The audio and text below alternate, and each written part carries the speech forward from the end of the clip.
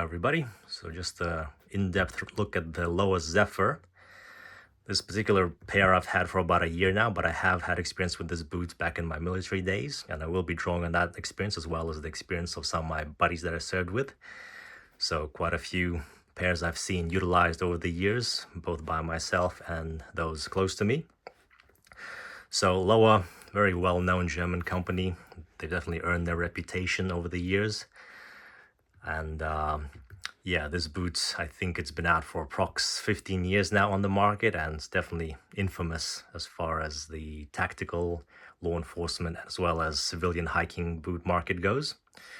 So we'll be going over the good, bad, and ugly features of this boot, as well as, yeah, some of the experience that I've had with it. So boot itself is constructed in an injection molded process, meaning that the upper is fused as one with this polyurethane midsole as well as their proprietary outsole. So generally not designed for resoling. I have heard that a good cobbler can potentially resole this model, but very rarely. Usually it's not worth it. So overall boot is very light. That's one of the things it's famous for. And that injection molding process definitely does contribute to that. So definitely a good quality there. The upper is suede and this fabric, mesh fabric on the upper. This particular one is Gore-Tex. They do offer a non-Gore-Tex version, which breathes a little bit better. So as far as the good things about this boot, comfort is definitely its number one virtue. That's one of the reasons why it's become so infamous over the years. Comfort and the ability to remain comfortable while on your feet all day. So that's definitely true in my experience, as well as the experience of others close to me. Ankle support, as far as the 6-inch version, it's fine. It's what you'd expect. They do make a higher version, so if you're after more ankle support, then that's what you should go for.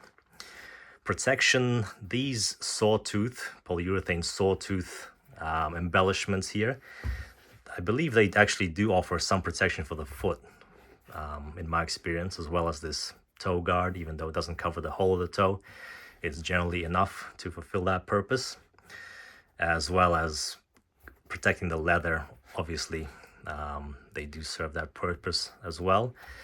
And also, let's not forget that this boot does sell on the cool factor, definitely, as well. So I'll admit that that's definitely what drew myself to it as well. So that's definitely something to consider. As far as foot support goes, you can see this area here where it raises up, the midsole raises up, and that is reflected on the inside too, and that provides some arch support for the foot. So for my intents and purposes, that's more than enough. It does support my arches fine without having to change the insole. As far as the actual insole goes, it's constructed of this pseudo wool type material, but it does draw moisture away from the foot quite effectively, so works fine. Laces, these are the stock laces. Haven't had to change them yet. They are known to snap on longer serving models. I have had this particular pair for about a year now in sort of light use. So laces are stock laces. The lacing is provided via these fabric loops at the bottom and then these metal closed eyelets at the top. So as far as the negatives, obviously price, that's always a concern.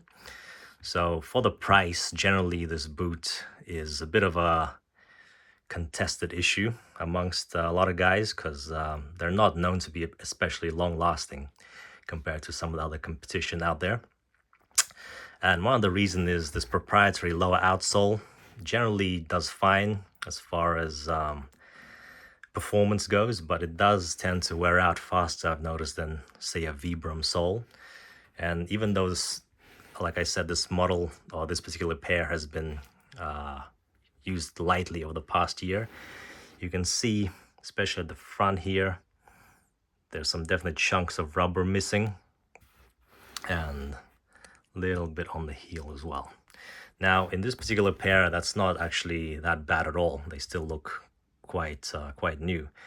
But in other guys, especially heavier built guys that carry heavy backpacks and tend to bounce around on rocky terrain a lot, there have been definite instances of actual chunks of rubber flying off this outsole.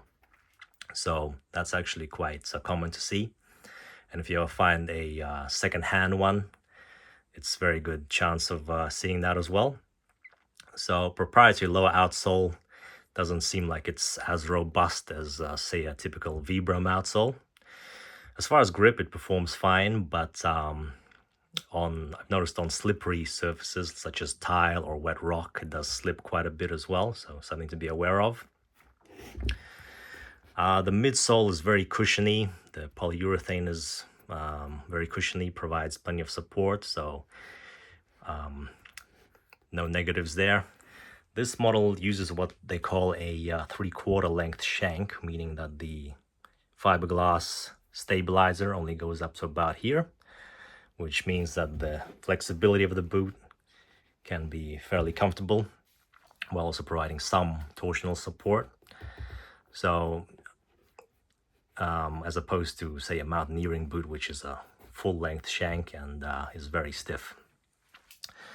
As far as waterproofing goes, the Gore-Tex in this particular pair has held up fine over the last year. I've had these out in the rain and in the mud and in the rivers quite a bit, and so far it's survived.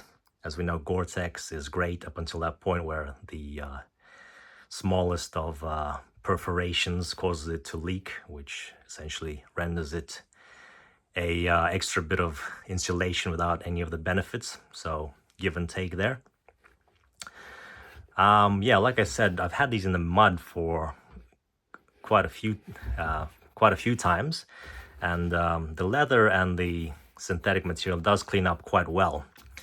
But having said that, I always clean them up the same day that I take them out in the mud, so that might play a factor. So even things like this on the back, they tend to clean up fine with just a bit of water from a hose. I've never had to clean these with any kind of solution or anything like that. Now, one more word on the Gore-Tex. If you look inside, I'll be able to make out that black outline on the inside.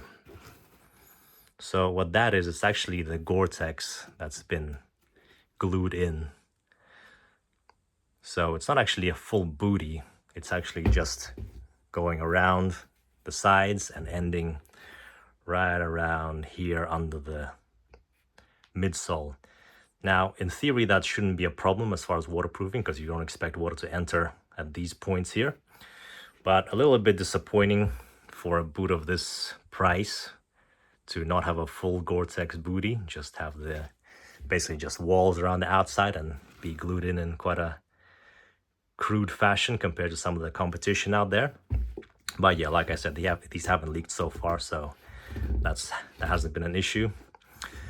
Other little bits of experience that I've had personally, as well as some of the military guys that I've served with in the past, is this crease point here. As you flex the boot, this seam tends to open up eventually, and eventually to the point where you can actually stick a whole finger in there. Now, they have corrected that on the Mark II, the new and improved Lowa Zephyr that they released, I believe, 2 years ago. But I have zero experience with that particular model, so I won't speak any more on that in this video. So yeah, on the originals, this seam tends to be a weak point, as well as the lack of two-zone lacing, which doesn't let you cinch up the upper foot and the ankle with different tensions, which some see as a downside. Other points on the boot, ankle support, as long as you cinch it up, is fine. There's plenty of padding around the ankle, so no issues there. So yeah, the main takeaways, I guess, are that if you're a high-speed guy, say if you work for like a law enforcement unit such as SWAT or even regular police, then these will serve you well. If you're a grunt and you're out in the bush or in the swamps for 9 months out of the year, then these probably aren't for you. Because if you were to say drop a box full of tools on the toe, if you work with barbed wire, if you have to dig a trench with these and sleep in the mud with these 24/7, then yeah, they haven't had the best record as far as durability goes. As far as comfort, obviously they're absolutely fantastic, and there's always that trade-off of comfort as well as durability, so there's always that compromise to be made. And this model definitely is on the side of comfort as opposed to bomb-proof durability. But for me personally, this particular pair, now that I'm out of the military, has served me well because, like I said, it's been fairly easygoing for this particular pair. Nothing like the sort of use I've just described.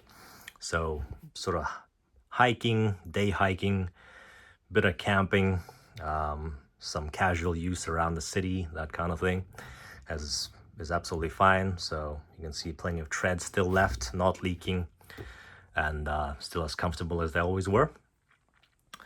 So if you have any more questions, leave them in the comments. Thanks for watching.